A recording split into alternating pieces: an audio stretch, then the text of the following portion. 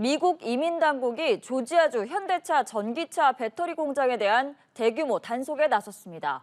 건설 현장에서 대대적인 불법 체류자 단속을 벌여서 약 450명을 체포한 것으로 파악됐는데 이 중에서는 한국에서 출장 간 직원들도 포함됐습니다. 김지수 기자입니다.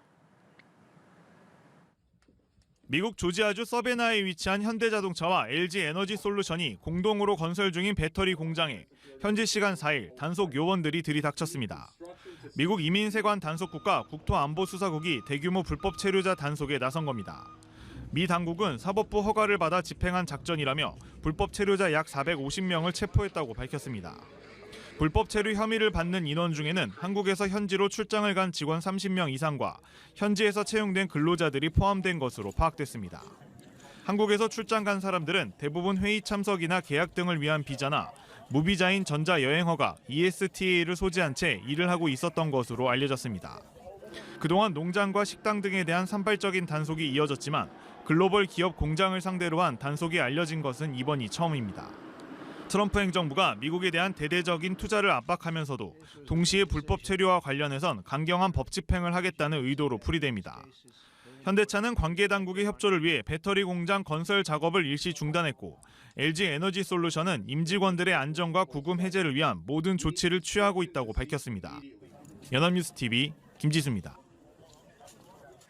외교부는 이처럼 미국 이민세관 단속국이 미 조지아주 우리 기업 배터리 공장 건설 현장을 단속해 다수의 우리 국민이 구금된 데 대해서 우리 투자업체의 경제활동과 국민의 권익이 부당하게 침해돼서는 안 된다고 밝혔습니다.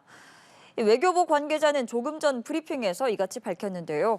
이번 사건과 관련해 주미 대사관 총영사와 주 애틀랜타 총영사관 영사를 현장에 급파해서 현장 대책반을 꾸리는 등 적극 대처하고 있다고 외교부는 설명했습니다.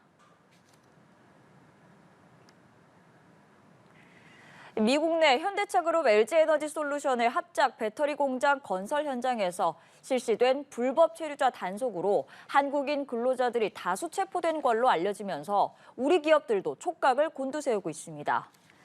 LG에너지솔루션은 오늘 신속한 구금 해제를 위해 정부 및 관계 당국과 적극 협조하고 있으며 변호사 지원 등 필요한 모든 조치를 취하고 있다고 밝혔습니다. 현지 공사 작업이 다수 예정된 현대차는 아직 공식 입장 없이 사태 파악과 대응에 나섰습니다. 재계 관계자는 대규모 대미 투자 등 한미 협력을 앞두고 현지 진출 기업들의 경영 불확실성이 커지는 것은 우려스러운 대목이라고 밝혔습니다.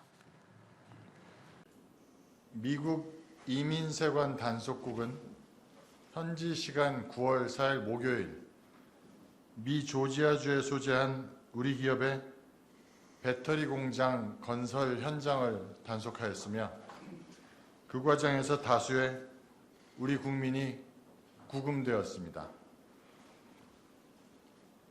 미국의 법 집행 과정에서 우리 투자업체의 경제 활동과 우리 국민의 권익이 부당하게 침해되어서는 안 될 것입니다.